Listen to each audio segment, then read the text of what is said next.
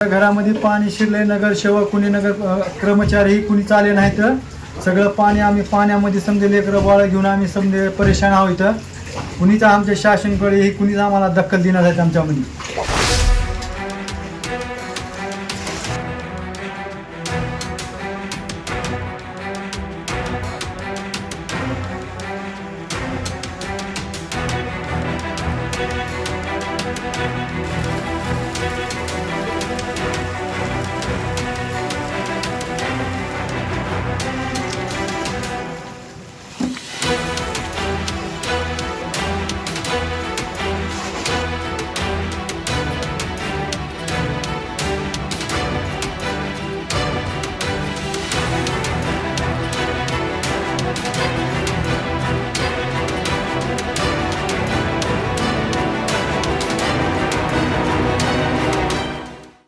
हे कमीत कमी 3-4 वर्षापासून हे चालू आहे. वरून पाणी जर आलं तिकडून ते काजीच्या इकडून वरून जे पाणी सुटलं की तिथले नाले वगैरे बंद केलेले आहेत पाठीमागले, आणि इथले बी नाले छोटे नाले आहेत इथले, आणि गटारी ब्लॉक आहेत.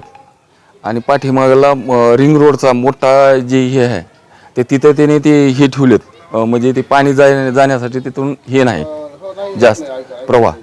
आणि बाकीचं रात्रीचं जे पाणी होतं लोकांच्या घरात अक्षरशः कमरे एवढं पाणी होतं घरात, आणि लोकांनी मोटरीनं पाणी काढले बाहेर, आणि त्यांचं पूर्ण खाण्यापिण्याचे जे साहित्य पूर्ण भिजून हे झालेलं आहे. आणि लोक पूर्ण रातभर हे झालेत. आणि नगरपालिकेने इकडं लक्ष द्यावं, आणि अजून तर कुणी आलं नाही. काय प्रशासनाच्या वतीने आपल्याला काय अपेक्षा आहे?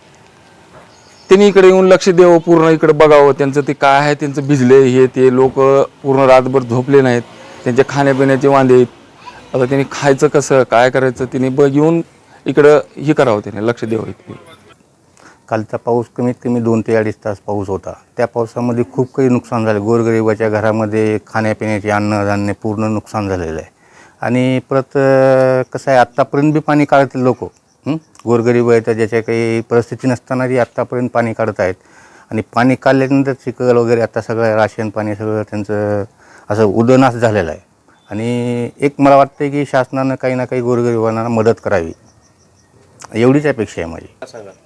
मालनबी पठाण. आमच्या घरात लय पाणी गेलं, लय पाऊस जोरात होतं, सगळं राशन पाणी सगळं भिजलं माझं. सगळ्या घरात पाणी उपसून उपसून बेजार झालो आम्ही. मोटर लावून पाणी काढलं तरी पाणी लिग्ना झालं आमचं. तरी रात्रभर पाणी होतं घरात, आम्ही रात्रभर बसलो. पुन्हा सकाळी पाणी गेल्यावर चिखल झाला आहे, सगळा चिखल राहिलं आहे घरात. त्याच्यामुळं आम्हाला काय भेटलं तर आम्हाला यांनी ते करावी. शासनाकडून मदतीची अपेक्षा मदत पाहिजे आम्हाला. आमची मुसीबत जास्त आहे, परेशानी हटवावी जरा.